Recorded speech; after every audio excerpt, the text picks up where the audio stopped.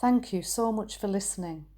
If you'd like to offer dana, then please do go to justthiszen.org/giving. Your support really does make a huge difference. Thank you so much.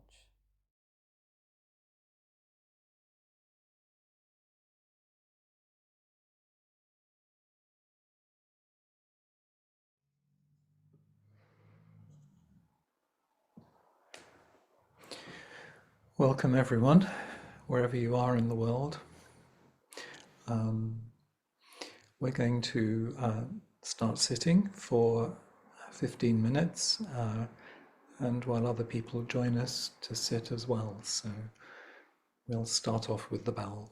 Thank you, Jessica.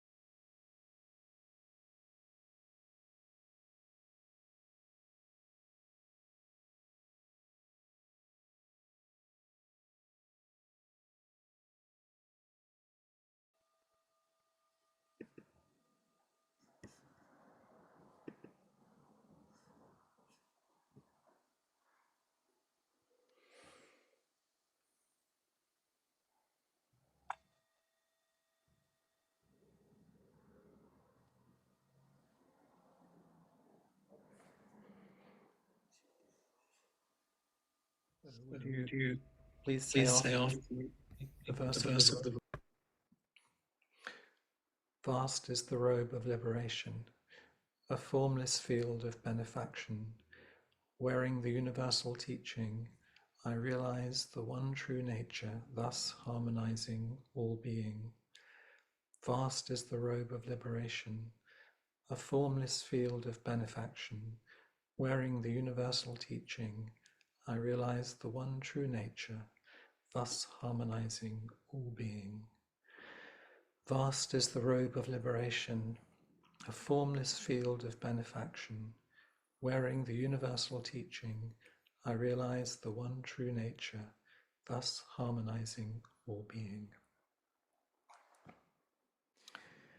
So, when you are going to lead inquiry, you enter the green room, or perhaps more appropriately, the lobby of the inquiry temple at about 7:10, and you're greeted as I was today, by Jessica, and it was lovely to be greeted and to be supported to my seat in the temple. And something settled in me while we were talking. So that's what happens before inquiry. And I was thinking that it would have been great if our conversation had been recorded, because it itself was very beautiful. So thank you very much, Jessica, for supporting me to settle. And Jessica said it's about 75 degrees Fahrenheit where she is, and it's maybe about 38 here in the northern UK.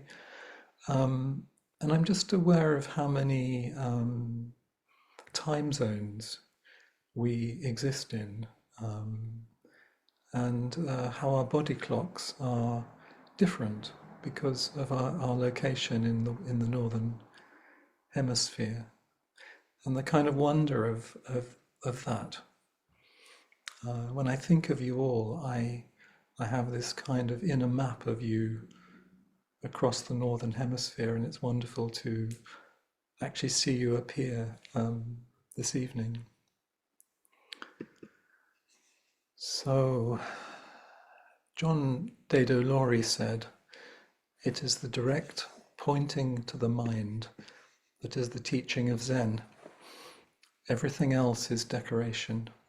It is the direct pointing to the mind that is the teaching of Zen. Everything else is decoration."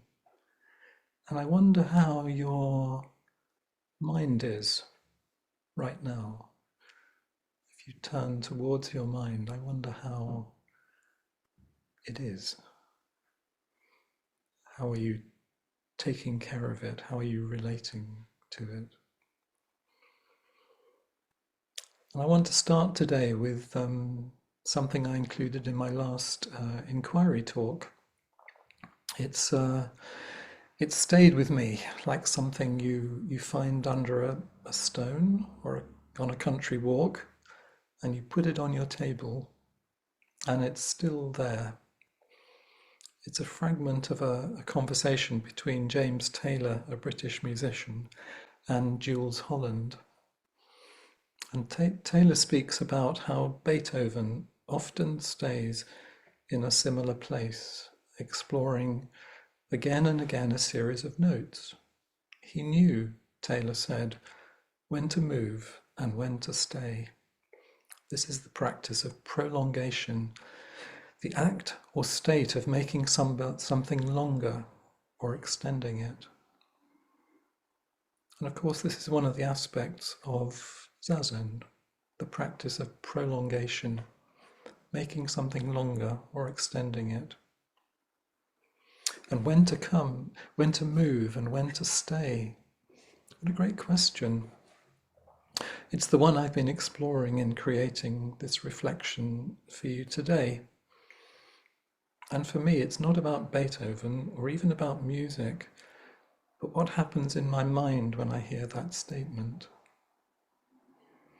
I've offered 2 talks recently, and following being with you today, I'm preparing another one for an in-person day on Saturday. And there is a part of me, perhaps the perfectionist, that has been putting some pressure on me to offer something different and new and fresh to you today. And I'm grateful that nothing arose in response to that pressure, because it has allowed me to rest in what I'm really drawn to explore. It's allowed me to rest in my question, to stay like Beethoven in a similar place, exploring again and again a series of notes. Trudy and I enjoy watching 2 British arts programs, Portrait Artist of the Year and Landscape Artist of the Year. During the program, the judges line up the participants' submissions, paintings, and their paintings completed during the competition. what is evident is that each artist is unique in their areas of interest and in how they are explored and expressed through shape and colour and texture. Perhaps you could say that each artist has a particular question they continue to explore again and again. And in the case of the portrait artists, one judge mused that they're actually painting themselves. And in the spirit of painting, in 2001, the wonderful art critic, novelist and poet John Berger wrote of Van Gogh, "He is loved," I said to myself in front of the drawing of the olive trees, because for him the act of drawing or painting was a way of discovering and demonstrating why he loved so intensely what he was looking at. And what he looked at during the 8 years of his life as a painter belonged to everyday life. Perhaps you could say that if Van Gogh had a question, it would be, how can I discover what it is to love so intensely? How can I demonstrate that love?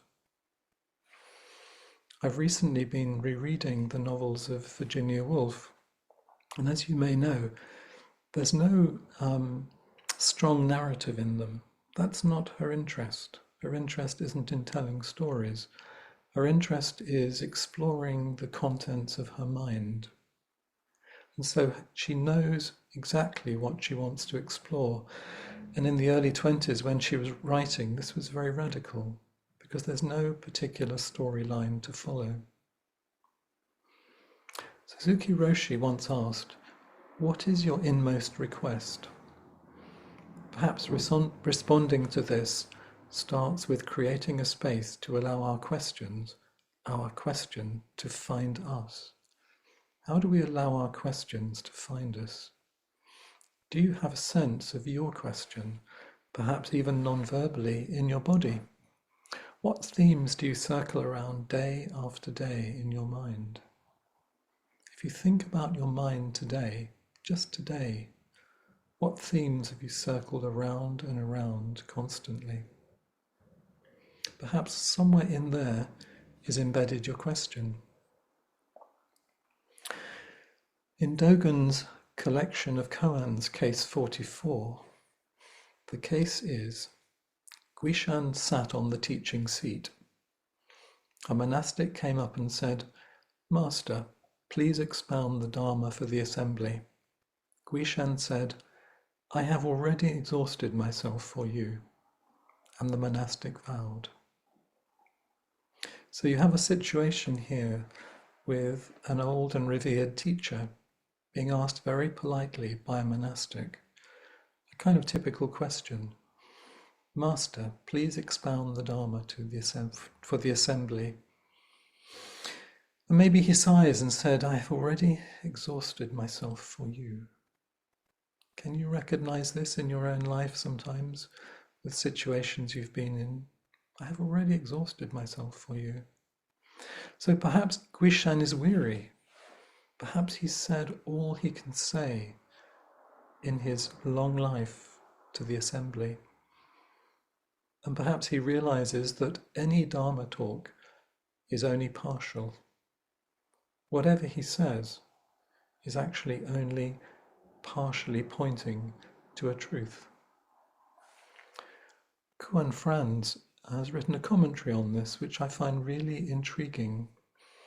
And I mentioned it last time, but I'm coming at it from a different angle today. He said most teachers are just trying to say a couple of things. They're trying to describe something that they've tasted, and the depths of the teaching over time is not that they keep adding to it. It's not that it keeps getting bigger and bigger in scale, but simply they just keep finding new ways to describe this taste.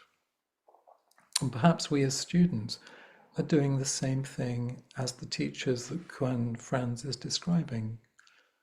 We actually have a couple of things that we really, really keep focusing on. We really keep exploring, either consciously or unconsciously. And it's not that we keep adding to it. It's not that it keeps getting bigger and bigger, but simply we just find new ways to describe this state. He goes on to say, there is not one moment in which a student asked for an explanation of Zen and the teacher gave a straightforward answer and the problem was solved. Not one. And I'm emphasizing his voice when he said it. Not one. And it's not for the lack of trying. If there is an answer, if there is something that breaks someone through to a new way of holding this same moment, isn't that beautiful? A new way of holding this same moment. It never comes in the form of a clear explanation. It usually arrives in the intensity of the question.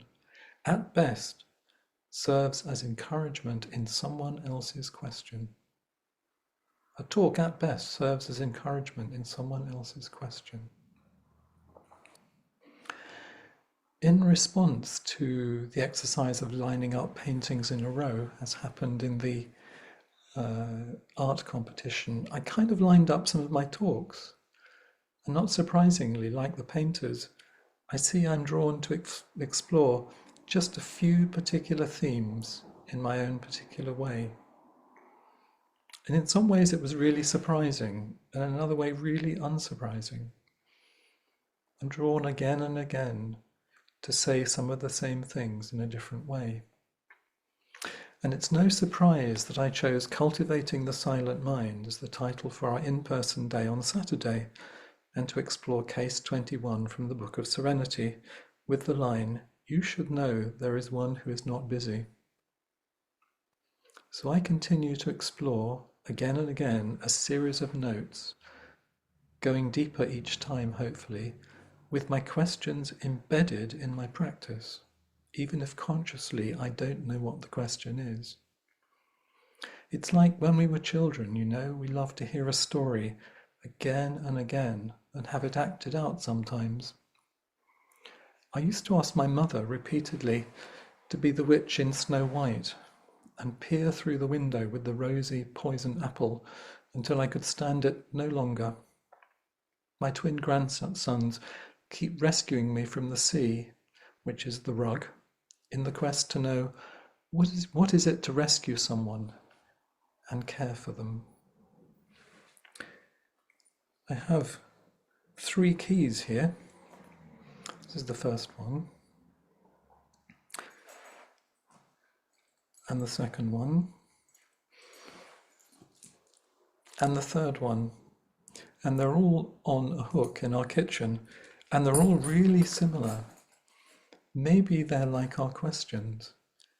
Some are really close, but they don't open the door. And so I wonder for me, with all the questions embedded in my life and in my activity, which one opens the door to my heart? Which question for you is the key to opening something up? And perhaps the way to explore that is to keep taking the backward step, as Dogen said, to explore that beautiful mind you've been given, to just keep exploring it. T.S. Eliot said, "We shall not cease from exploration, and the end of all our exploring will be to arrive where we started, to know the place for the first time." To know the place for the first time. And so I'm really curious today to explore with you what are some of the questions, or the questions that are on top of questions.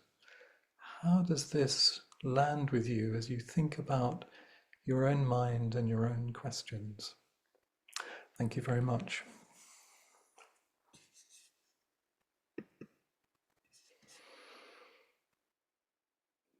Josh, perhaps I could add a little bit, fill out about our conversation beforehand a bit, if that would be okay. Please do. Okay, and then I might get a chance to try my bell again. See if it's working. I love that you're speaking to this. We just finished an intensive here, and my experience of it felt, and I've been really struggling with how to put it to words, but it just felt like in the space of Zazen, it's big enough to hold everything. Yeah. It's the one space big enough to hold everything, Yeah. all my questions. Mm. Yeah, and that's just deeply, it's a felt sense right now. It's deeply in me, and it feels a little bit like that's what I was relating to when you were saying a teacher only teaches a couple of things. It's if I can find ways to somehow convey that, that feels useful. Mm. Yeah, I think it can sound like minimal, but actually each of those things that a student or a teacher explores feels really deep. And so it feels something for me about knowing where you place your heart, you what you're really drawn to, Mm-hmm. and to express it in that way. Does that kind of resonate with what you're expressing? Um, Yes, and I felt an opening in my heart as you said that. I felt seen. mm, Yeah, thank you, Josh. yeah. Mm.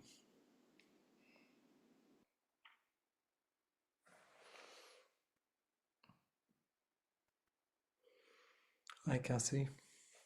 Hey, Joshy. Hi. Be with you. Mm. Um,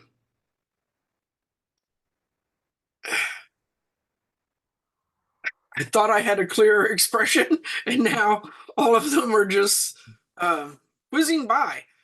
Mm. Uh, but one of them, like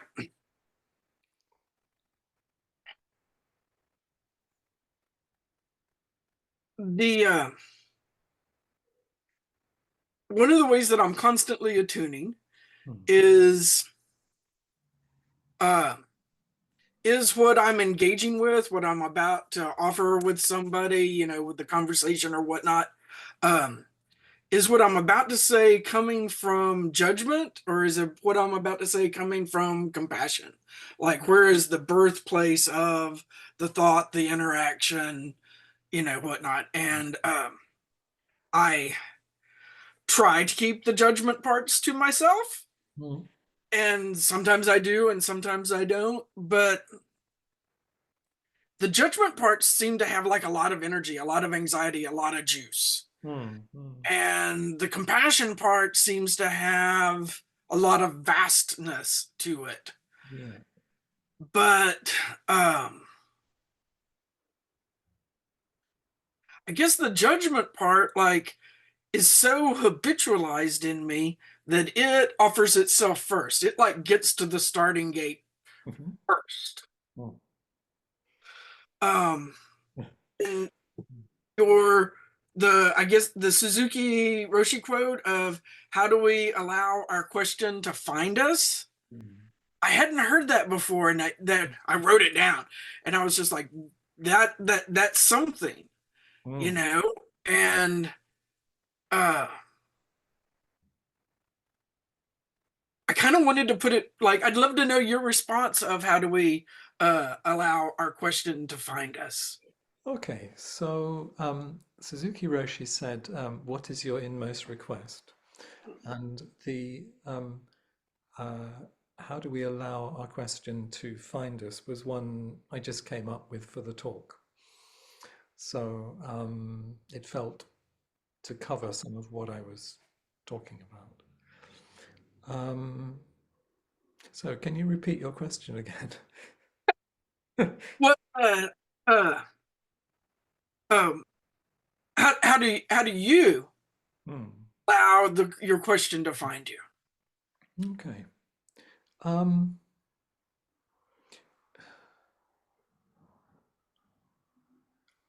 I think it's something embedded in how we are. So um, maybe how we are expresses our question. That's kind of so. I'm curious about how embedded the question is, even if it's not stated. Hmm. Mm. So I stay true to what I'm interested in, what my quest, what I what to begin with, what is a question I can start to ask, Hmm. even if underneath it there are deeper and deeper questions. And I think for me, because I had a childhood where um, kind of knowing what I felt about things was sometimes difficult to access, I I want to practice knowing knowing what I'm drawn to, being very clear, so I don't get distracted by what I ought to be drawn to. Uh, So there's the bit about when I was thinking, I should come up with something really fresh today and a different. It's like that's the ought bit, but actually I'm not really interested in that.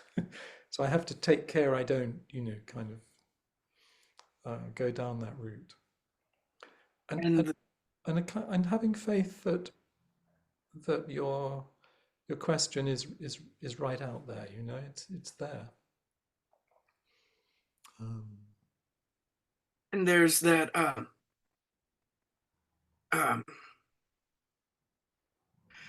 I I came across this with the clearness committee that Appamada has, and the uh, Quaker group kind of thought that your inmost part hmm, actually does know. And that if you can get, if you actually do keep asking the question this way, hmm, like that there is something in there that will respond eventually, hmm, and uh, give what fits for you. hmm. Um, and I find it so interesting that we're so ingrained to look outward Yeah, for what's inward. yeah, yeah. It's the backward step, isn't it? Yeah, To yeah. to to kind of taking care of your own being, your own mind. And when you describe the critical judgmental part, it's like how do you take care of that? Without being judgment about that. Yeah, without Yeah. being judgmental about that. It's like maybe when you take some children around and it's like there's one who's really judgmental and you flow with that, you work with that. Um, and you be as skilled as you can with that, whilst knowing it probably has a function. Yeah, and so as I'm thinking about the function, like the function might be a protection. Yeah. Because if I know things, then I'm safe. Yes. Yes. I like the stance there. Yeah. It's great. Yeah. Yeah. So it's kind of taking it around with you and seeing how you can, I guess, reduce the suffering around it, you know, um, because it comes with the compassion that you speak about. I guess, when you were asking the original question, I'm thinking playful, playful. How do I? It's like I don't want to kind of frighten it away by being too serious. The question. Mhm. I want to kind of make it feel it can come and sit beside me. So maybe we need to have some adopt some playfulness in our practice, some humor.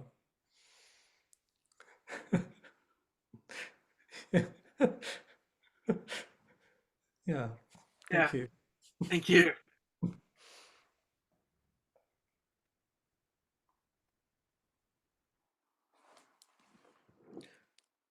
Hi, Denise.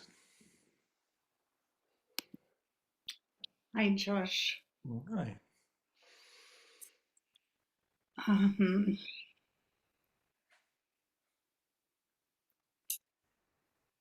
so when I hear what is my innermost question, Mm.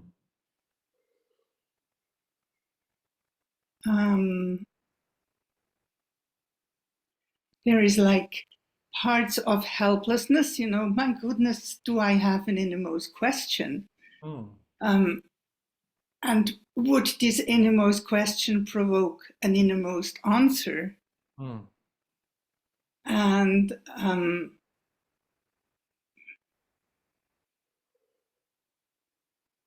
And it's like an impossibility. Mm. I feel the impossibility of having an innermost question, Mm. because as soon as I try to put it into words, it's like an innermost question. It's ungraspable in a way. So So, what, if you think about the paintings, you can kind of see what the artist's questions are. Their interest in light or a particular way of expressing themselves. So maybe, we can really frighten our questions away if we kind of get too busy with them. So maybe it's kind of looking at your how you what interests you, what are you curious about, um, kind of kind of maybe yeah, taking some time to not, it's a mystery as well. yeah, You're with the mystery.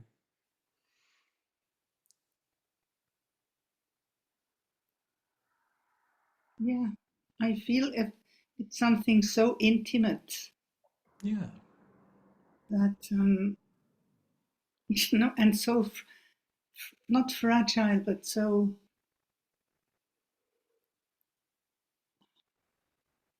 um, Tender. tender, and I can perceive it more in my body than in words. Mm. Or it's like a being there-ness. Mm. Yeah.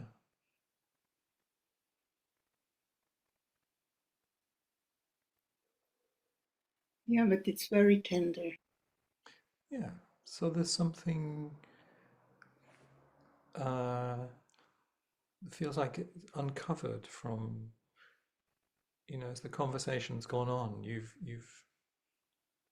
tenderized, Yeah, you know.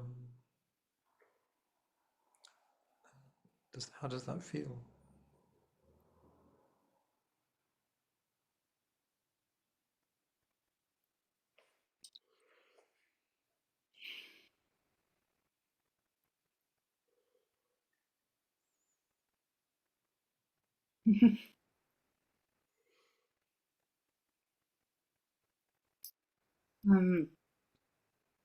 okay, I'm conscious that I'm taking off time, but it feels. I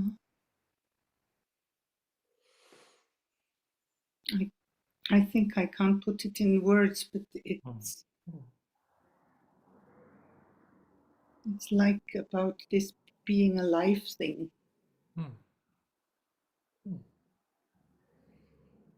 So something is just moving through you as a result of your inquiry. Mm. Sometimes that's just enough for one day. It's yeah.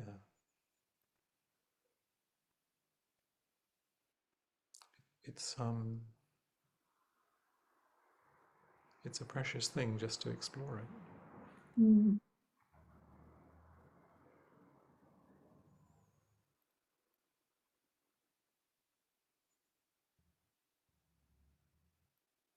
And in a way, welcome it. And welcome it. Mm. It's a process, not a destination. Yes.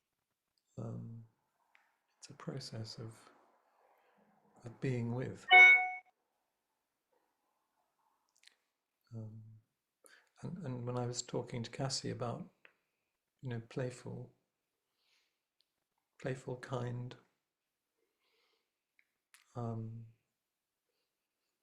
with others, With myself. with yourself, yeah, cherish it.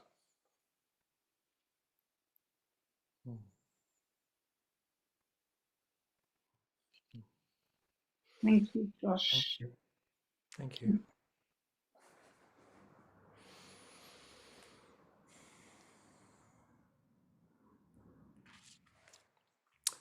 Hi, Mike and Sue. Hi. This is first time for me to interact with you, Josh, and I wanted to say thank you. Your presence in helps me slow down, and I have loved the offerings so far, especially Cassie calling you Joshy. Yeah. Speaking of the playful, Yeah. and any time I'm posed with a question, my brain goes right to what's the right answer? What's the most absolute answer? And I tend to want to freeze frame everything, get it just right, and then it's going to be that way forever. And that's sort of the way my mind works until I remind it that life is not like that. I could not help but hear the word unburdened, although it wasn't said, but that's what comes up for me when I've experienced the first three shares and your share, that I can relax into a different way of being and breathing and seeing. And it's a deliberate and that's what Zazen does for me. And then if I'm fortunate during my day, when all of the stuff comes flying in and flying around, I can say, I'm going to give that stuff 2 minutes and then put it away. But mostly it's the idea of presence, sitting with this family and feeling your peaceful energy and your very compelling thoughtfulness. And so for that, I want to say thank you. Well, it's really great to meet you. I've seen you so many times on the screen, so it's lovely to eventually meet you. And your sharing is really beautiful and really powerful. And I really, respect that kind of wanting to kind of get the question right or get it perfect. And I think it's something everybody here has to some extent, so I think you're speaking for everyone. And it's kind of lovely to hear you talk about then moving into a bigger space where there's less suffering in it. Yeah. And that's what I can bring to others without making it a deliberate effort to bring it to others. Yes, yes, just through your presence. Yeah, yeah. And, Through and our and because you know how difficult it can be, to kind of move to a place where there's some ease. Yeah. It makes it possible to help others. Yeah. Yeah. And interesting, what's bubbling up for me as we talk is that I have this phrase about getting out of my own way.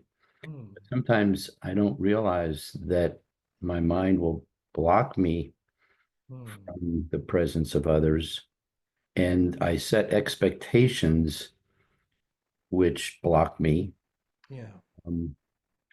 And the concept of making friends with my parts or making friends with my burdens, or as a friend of mine likes to say when I'm confronting a lot of heavy things, is sometimes I get to say, let it be. Yeah. Just let it be. Yeah. Oh, anyway, I'm so grateful for you, for this group. Well, I'm so grateful for you and the group, and it's really great to meet you. Yeah, me too. I hope we meet again. Thank you. Yes, we'll look you up when we come over. Do. Okay. Thank you. Karen, hi, Josh. And first of all, I want to thank you so much for your offering and for sharing yourself with us today. And I have a couple things now. Let's see, Denise said to welcome our inmost request. I think that's what she was referring to. I was reminded that sometimes when I say welcome, I break it down to welcome. Yes. Welcome. That request, welcome. I'm open to it, and I like the spirit of that. But I wanted to ask you a question because I think you said when you were talking about how we kind of stay with the teaching, and I wrote it down. We find new ways to Did you say we find new ways to describe the state? I think we find new ways to express something if we stay with it, if there's something that really draws us. Okay. So we have new ways to, like I was talking about, I mean, I'm not musical, but I was talking about that interview about Yeah, Beethoven, right. how he was fascinated with certain things and he kind of stayed with them until he'd kind of explored them enough, and then he knew when to move on. So Right. I think at one point you did say we find new ways to describe the state, but what I heard yeah, was we find new ways to describe the taste. yes, And that's right. Yeah, did you say that? I quoted it from Okay, Cohen okay, Franz. So what he was saying is that um, most teachers, most students have certain preoccupations and things they love to explore. That's what they're uh-huh. called to, and they have they're describing the taste, the Yeah, taste of practice. So it's embodied. that's what I love that because it's embodied. I was just going to say Yeah, that. you get a taste of it. And I remember Flint Yeah, once saying he went into a temple, um, and he said uh, the abbot was saying goodbye, and I think the abbot said something like, um, get a taste of my mind. So you get a right, flavor. You don't get right, you get something in terms of a flavor. I right. think And that's it's complex and it changes. And yeah, so I just love that yeah, image and that feeling of yeah, getting a taste of something. So thank yeah. you. And so we Thank taste you. all the time. We're tasting life, and in practice, we're Hmm. tasting the Dharma. And so Hmm. it's not something sometimes we can describe terribly well, but we know what it is. Right. And I think sometimes we get a taste of that inmost request, which is Yes. also a question Mm. and which is also a quest. And it's all, the same root, right? Yes. And Yes. but it has different flavors, as you say. Yeah. So Yeah. thank you. Now, thank you for Thank you. pointing to that. Thank you. Thank Yeah. you, Kathy. Good to see you. Good to see you too, Josh. So So I think we're coming up towards the end of our time together today. So let's say the 4 practice principles together, please. Caught in the self-centered dream, only suffering. Holding to self-centered thoughts, exactly the dream. Each moment, life as it is, the only teacher. Being just this moment, compassion's way. Caught in the self-centered dream, only suffering. Holding to self-centered thoughts, exactly the dream. Each moment, life as it is, the only teacher. Being just this moment, compassion's way. Caught in the self-centered dream, only suffering.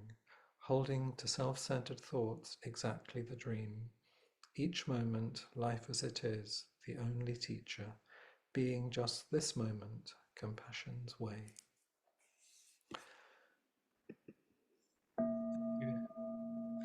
Thank you, Jessica. Thank you. It's wonderful to be part of this inquiry community, and I look forward to seeing you in a few weeks' time. And thank you so much, Jessica, for holding the space for this to happen. Thank you, everybody.